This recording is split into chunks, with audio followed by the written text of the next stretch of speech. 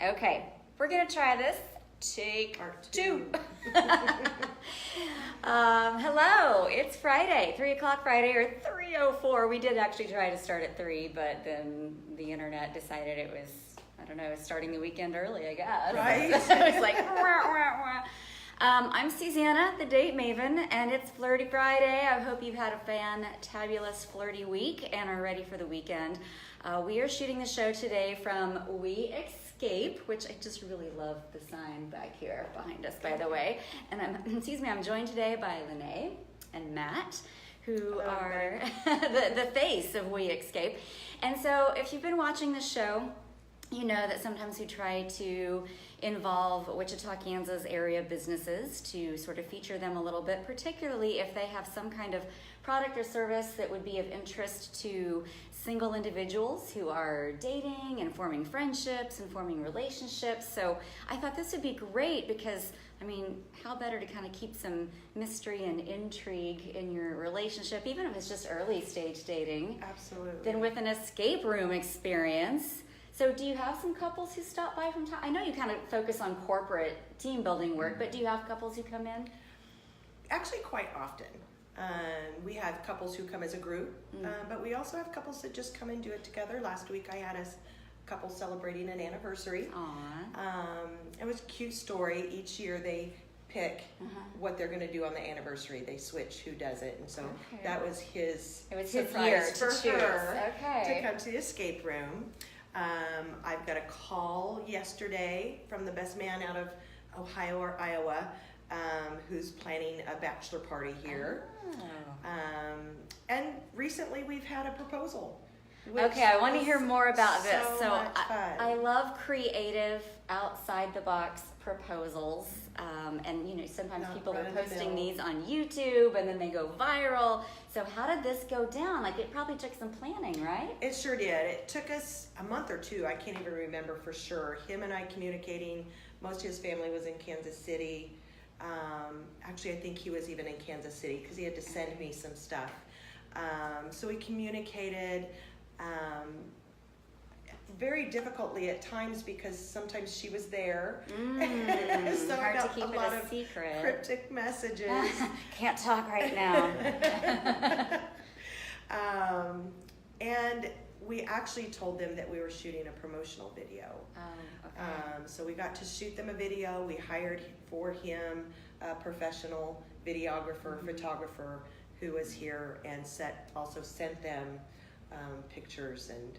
So they have that memento. Yes. That's nice. Yeah. So, and we loved doing it. We can set anything up. We can hide gifts, even if it's Valentine's Day, even if it's not a proposal or. So if you're working with me to find someone wonderful to partner with in life, and then fast forward, I don't know, like a year or 18 months, you can come to these folks. They'll help you with the big ask, as I like to call it. Were you there as well, Matt, for the proposal? I was not there. No. I worked somewhere else at that time. But He's a busy guy. He's what we call multi-passionate entrepreneur. Absolutely. Yeah, So- but we had a video. We caught the whole entire process, and it Okay. was good video.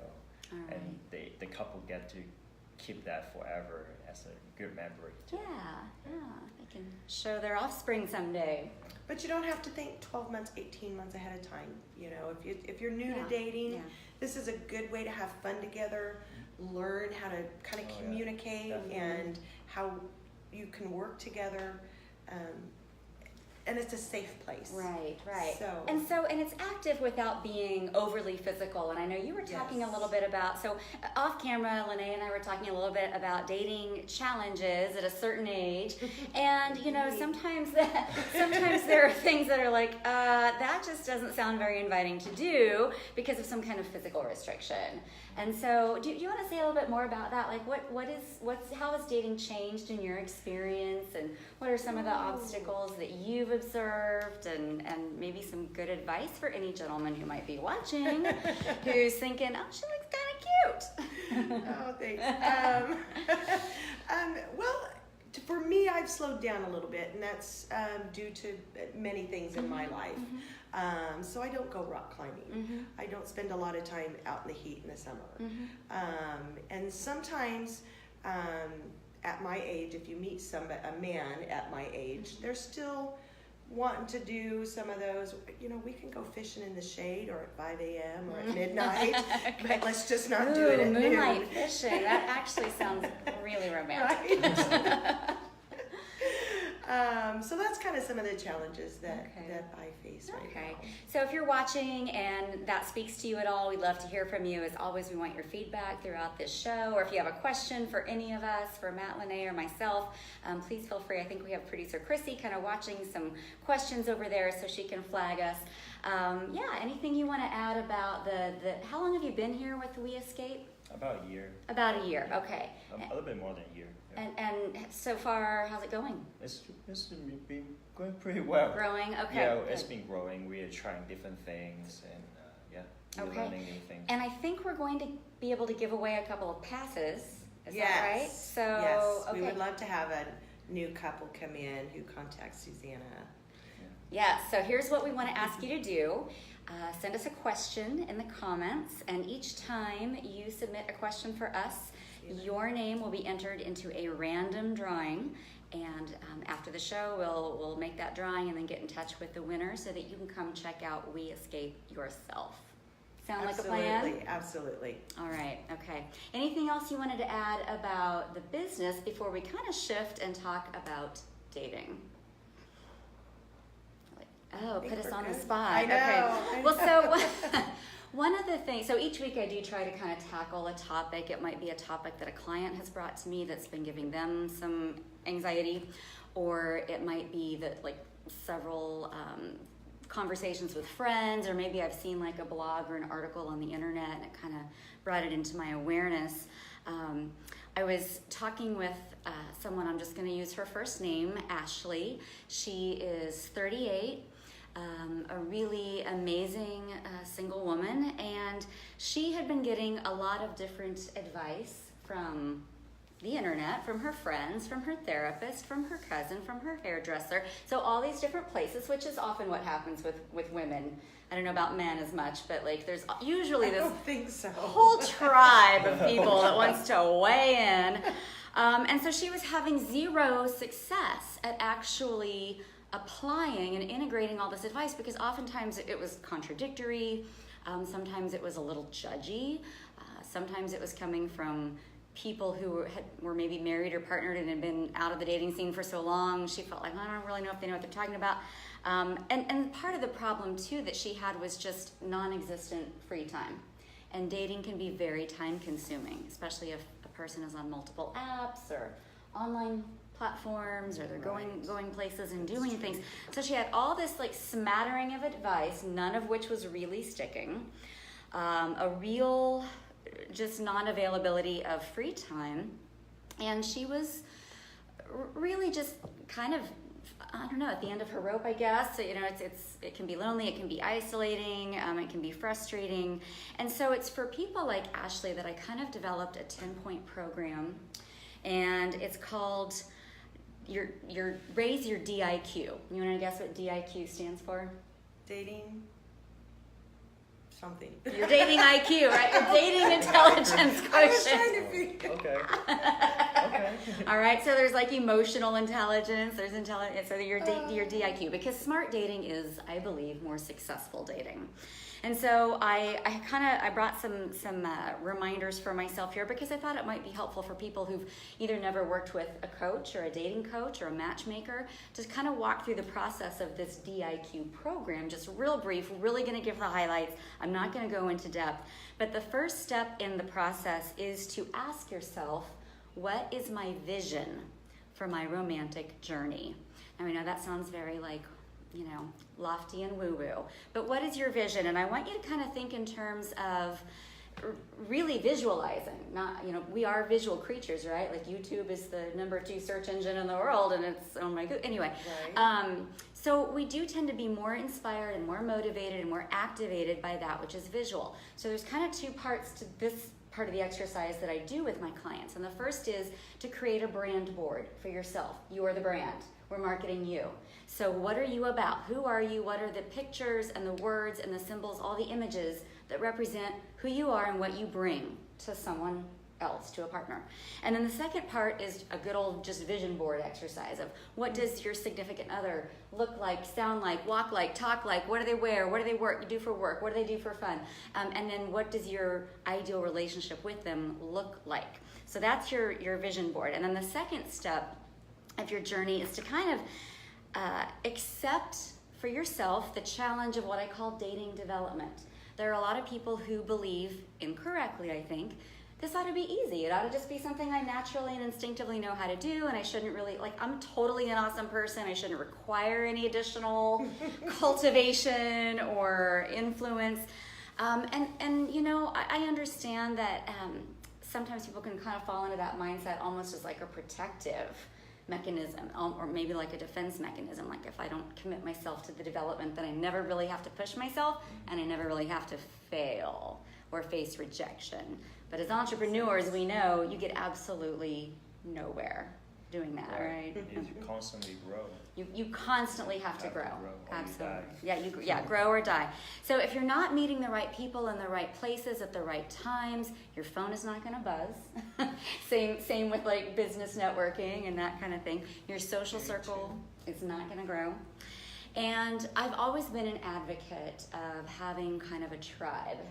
In business, it might be like a mastermind group or whoever your people are that support you when it's tough. Yeah. Do you have a tribe? A little bit, yeah. I like to hang out with like people who are in the business for a while, and I constantly just go out, like just talk to them whenever I have trouble or questions. Can I bounce this off you? Right. So likewise, you need a squad or a tribe, I think, for personal support, social support, emotional support. Not everyone counts a family member in that tribe. Right. It may be that your hairdresser is part of your tribe, or your best friend, or your coworker. But I try to encourage people to be very intentional about curating their tribe. So for women, most of us have girlfriends we hang out with, and sometimes it's like, oh, my coworker's best friend's sister, she's just coming along, and so it's kind of accidental, and that's fine. I'm never against making new friends, but being very intentional, because we are the 5 people we surround ourselves with in terms of like our mindset and our attitude. So being intentional about your dating tribe, because those are the people who are going to scoop you up when your heart's broken and pat you on the back and send you back out there and after the proper amount of boo-hooing or whatever. But yeah, absolutely. So how do you find those people if you don't already have a dating tribe?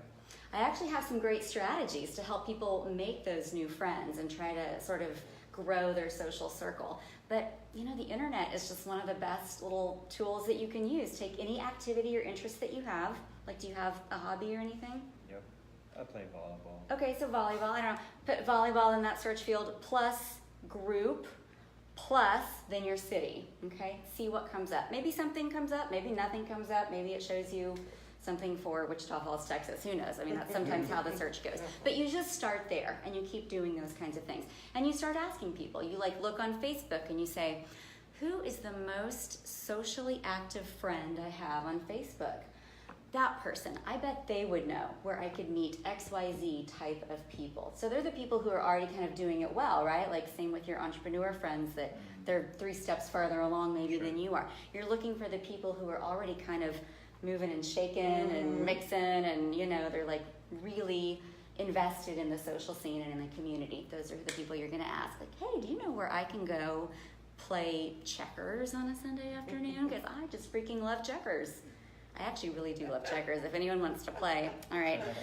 So the third step in your procedure is what I call pursuit. So pursuing and winning the heart of the person who you desire is really about your interpersonal capabilities. And I won't go too deeply into this, but we've probably all known someone or witnessed someone whose just interpersonal skills were kind of bust. And sometimes they know it, and sometimes they don't. She's sighing and shaking her head like, yes, I really do. We're not naming names, but maybe that person will be tagged by Lene after this show. So really getting realistic, getting real with yourself about kind of what's my skill set there, and if you need some help, that's what I do. The fourth step of the progression is what I call negotiating attraction. This is not just about getting a date with the hottie that you spot. It's really about kind of knowing someone's attraction speed and style, and knowing when to kind of take the slow burn approach and when to turn up the heat and fast track it. So that requires a lot of just asking the right questions and reading the other person's body language and so forth. And then the fifth step of my method is defining your agreements and your commitments. This is one of the more easily skipped or easily overlooked steps, because people don't realize they have in their heads ideas about what the other person's agreements ought to be, even if it's a first date or a second date, or you've been dating for a year, or you've been married for 10 years. We all have this job description in our heads about how the other person ought to be performing, whether it's just they should be opening the door, or they should be ordering for me or not ordering for me or whatever. And I find that a lot of people get their knickers in a real knot based on expectations. Yes, frustrated expectations, disappointment around expectations. Mm-hmm. So really just taking time to think through, so what's the lens I'm coming into this with? And I recognize that I don't really know that the other person has the same lens. They may not at all. And so what questions can I ask to learn their lens and see how, we might be able to make some adjustments. Okay. So the sixth step is, in your course of action, focusing on what I call risk reduction. I was having a conversation with someone actually just last night about this. Dating involves risk. Period. End of sentence. Relationships involve risk. And so if that is a reality that is totally and completely unacceptable to someone, they probably should look to other forms of support and connection and stimulation. And I'm not saying that to be in any way overly negative, but there's just a certain amount of emotional risk that's going to be involved, because there are no promises or no guarantees with any relationship, right?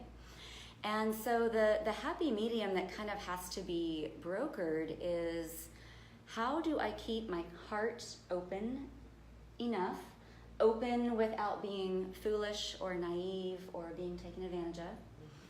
How do I not have walls up, but maybe just enough of a guardianship for myself or a barrier for myself that I'm protecting myself wisely, but not so protected that no one can get through, and that I'm jaded and I'm cynical, and all guys are dogs, all women are liars, whatever.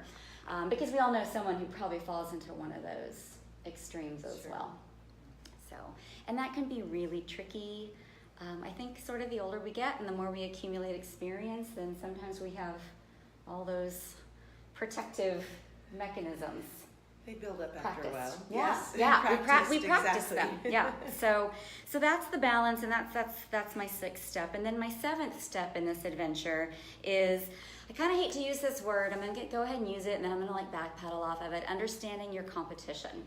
Now in business, clearly, this is a must, right? Did you take some time to kind of evaluate your competition? Yeah, we definitely do something different than others. Mm-hmm. Yeah.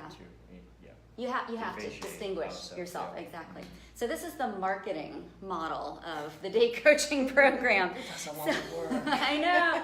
So every company that is offering some kind of product or service, they're trying to understand their competition, and as a single individual, you might be wise to do the same. Now here's where I kind of give my disclaimer. That doesn't mean obsess about who else might he be talking to, or I wonder who he's going out with tonight, or how many dating apps is he on, or how many girls are in rotation, whatever, because that can really drive you crazy, right? Like if you really sit and stew in that, that's going to drive you mad. There are certain things that you can do to bring your mindset into greater acceptance of those kinds of realities, and just really being okay with yourself and the love of self and that core kind of strength of this is who I am and this is what I have to offer. That's one way to meet that. And then there are other things where you might say, you know what, I do need to be a little more competitive along these lines. Maybe it's a haircut. Maybe it's a shave. Maybe it's a different shirt. Maybe, those are simple, easy things to fix. Things like wearing cologne or tooth whitening or, anything that's cosmetic. That's easy stuff. And it's in that category of making the packaging more marketable, if you will. Now, it always needs to align with who you are and what you're about. And so I'm never about creating marketing that isn't in alignment with someone's values. It always needs to be feeling better and more confident. I just ran into actually an old client this morning who had been on a big shopping spree. And she had asked me about 6 months ago, where should I go? I need some new clothes for work and dates and trips and things like that. So I sent her to a place where I knew they would take amazing care of her and give her awesome customer service, and they would have super cute, fun, flirty, feminine things. And it took her several months to get there. And then she said, Susanna, oh my gosh, I spent half the day there and they stayed open late for me. And it was like a girlfriend slumber party because we just had so much fun and they kept bringing me things to try on. And she walked out with a suitcase full. Wow. So that's the kind of thing we're talking about when I'm talking about know your competitive landscape, right? So the 8th step is going to challenge you. I'm going to use a word you don't hear much in dating circles, to innovate with intimacy. Usually when you hear the word innovation, where do you hear it?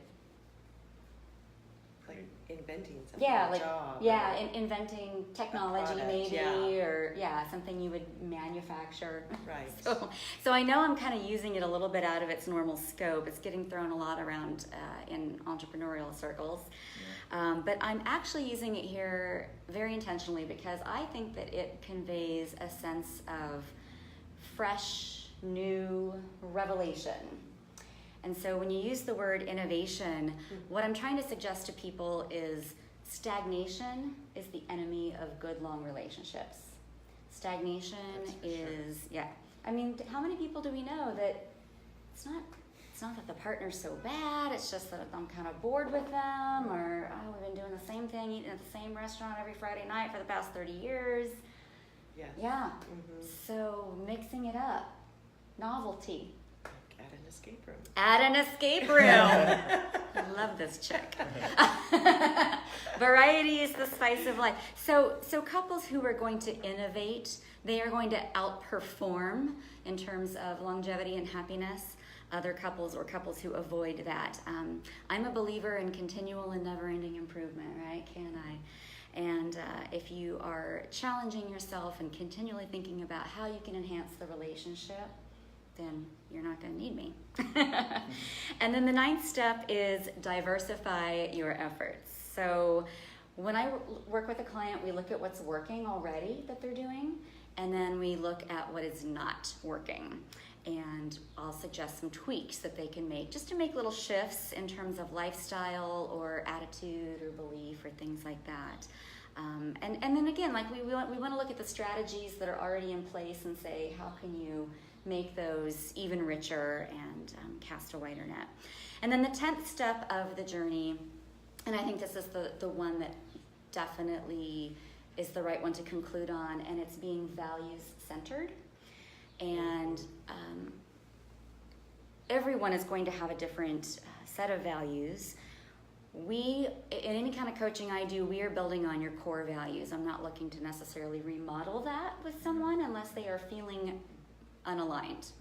Maybe the way they've been living is not in alignment with really what their values are about, and so they need a little help kind of getting into their own sweet spot.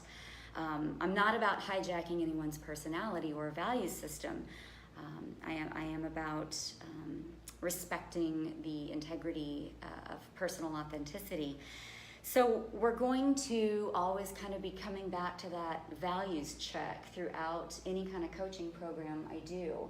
Because if I'm telling someone to do something and they are resistant at a values level, they'll never do it and they'll never get the results, and then they'll finish their 12 weeks or their 24 weeks and they'll be like, well, that didn't work. So that's why we have to kind of keep doing what I call an ecology check. all along the way. Okay, so that's what I call intelligent dating. I haven't been able to actually see any of the questions and comments, but producer Chrissy is over there smirking and smiling, so that must mean they're juicy. Is there anything we ought to be aware of, Chrissy? Well, Alex Hunt said that this place is awesome and we had an amazing time here. Oh, good. Alex is my friend. Oh, yay, Alex. They actually came in for date night. Awesome. With his That wife. was that before they were married though?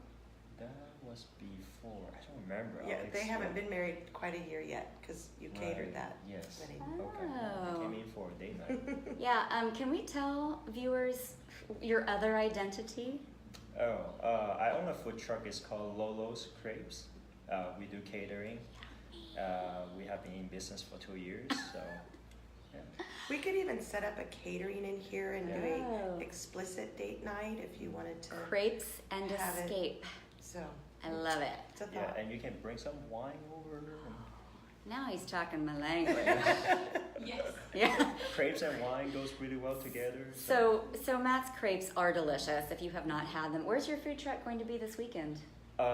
Tomorrow morning at Farmers Market on 21st and Rich. 21st west and side. Ridge, so out west. Farmers Okay, Market. Farmers Market. Will you have fresh Yeah. fruits we- and? yeah, Okay, very nice. definitely. Are you ever going to come to the East Side Farmers Market or to? East Side Farmers. Pressure.